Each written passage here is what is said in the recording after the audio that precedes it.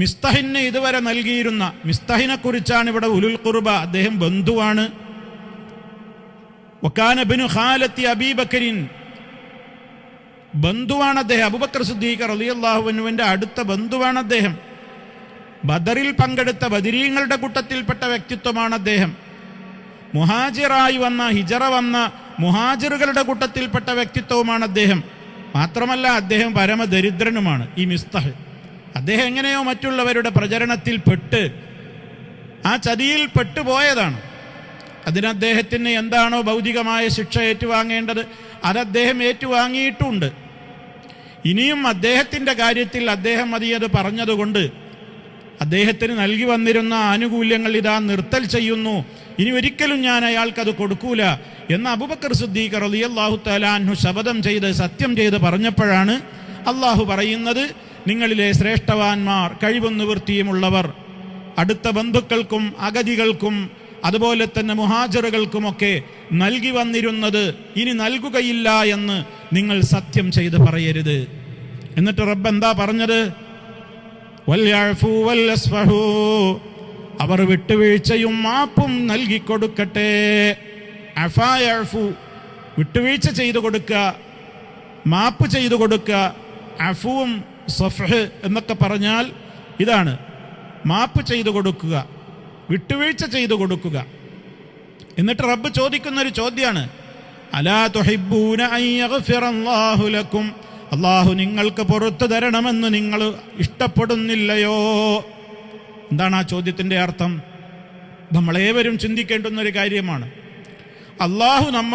നമ്മൾ അള്ളാഹുവിനോട് എത്ര വലിയ തെറ്റ് ചെയ്താലും നമ്മൾ റബ്ബിനോട് തൗബ ചെയ്യുമ്പോൾ പറയുന്നത് എന്താ? റബ്ബേ എനിക്ക് പുറത്തു തരണം, അരുതാത്തത് ഞാൻ ചെയ്തു പോയി, അല്ലാ എന്നോട് നീ പുറത്തു തരണേ എന്ന് ആത്മാർത്ഥമായി അള്ളാഹുവിനോട് തേടുന്നവരാണ് നമ്മൾ. വിശുദ്ധ ഖുർആൻ ചോദിക്കുകയാണ് ഇവിടെ, നിങ്ങൾ പുറത്തു കൊടുക്കൂല എന്ന് പറയരുത്. അല്ല നിങ്ങളോട് പൊറുക്കണമെന്ന് നിങ്ങൾ ഇഷ്ടപ്പെടുന്നില്ലേ? എങ്കിൽ പുറത്തു കൊടുത്തേക്ക്, വിട്ടുപുറത്ത് മാപ്പാക്കി കൊടുത്തേക്ക്. പെട്ടുപോയതാണ് അദ്ദേഹം. അതുകൊണ്ട് അബൂബക്കർ റളിയല്ലാഹു അൻഹുവിനോടുള്ള നിർദ്ദേശമാണ്, ചോദ്യമാണ് അള്ളാഹുവിൻ്റെ ചോദ്യം. നിങ്ങളോട് അള്ളാഹു പൊറുക്കണം എന്ന് നിങ്ങൾക്ക് ഇഷ്ടല്ലേ? അത് ഇഷ്ടപ്പെടാതിരിക്കോ? പ്രത്യേകിച്ച് അബൂബക്കർ റളിയല്ലാഹു അൻഹു. അള്ളാഹു ഏറെ പൊറുക്കുന്നവനും ഏറെ കരുണ ചെയ്യുന്നവനുമാണ്. ഈ ആയത്തങ്ങ് കേട്ടപ്പോഴേക്ക് സഹോദരങ്ങളെ നമ്മൾ ചിന്തിക്കണം. മഹാന്മാരായ സഹാബത്ത് ഖുർആൻ കേട്ടാലുള്ള അവരുടെ മാനസികമായ അവസ്ഥയും നമ്മളിന്ന് ഖുർആൻ കേൾക്കുകയും പഠിക്കുകയും ചെയ്യുമ്പോഴുള്ള നമ്മുടെ അവസ്ഥയും നമ്മളൊന്ന് താരതമ്യം ചെയ്യുമ്പോഴാണ് ഈ വിഷയത്തിൻ്റെ ഗൗരവം നമുക്ക് മനസ്സിലാക്കുവാൻ സാധിക്കുന്നത്. ഈ ആയത്തങ്ങ് കേട്ട മാത്രയിൽ അബൂബക്കർ സിദ്ദീഖ് റളിയല്ലാഹു അൻഹുവിൻ്റെ മനസ്സ് വളരെ തണുത്തു പോവുകയാണ്. അദ്ദേഹത്തിൻ്റെ വിഷമങ്ങളെല്ലാം അലിഞ്ഞില്ലാതെയാവുകയാണ്. റബ്ബിൻ്റെ കൽപ്പനയല്ലേ കേൾക്കുന്നത്? വൽയഅഫു വൽയസ്ഫഹു, അവർ വിട്ടുപുറത്തു കൊടുക്കട്ടെ.